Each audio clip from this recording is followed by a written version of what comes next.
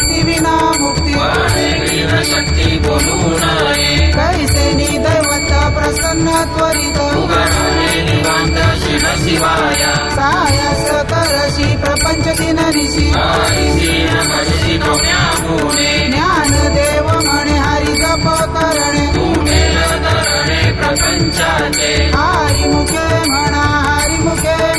पुण्याची गणना कोण करी योग लाग विधी येणे नव्हे स्थिती पायाची उपाधी दंभ धर्म भावी विना देव नकळे निसंदेह गुरु विनानुभव कैसा चले तपे विना दैवत घेतल्या विना प्राप्त पूजे विना इतर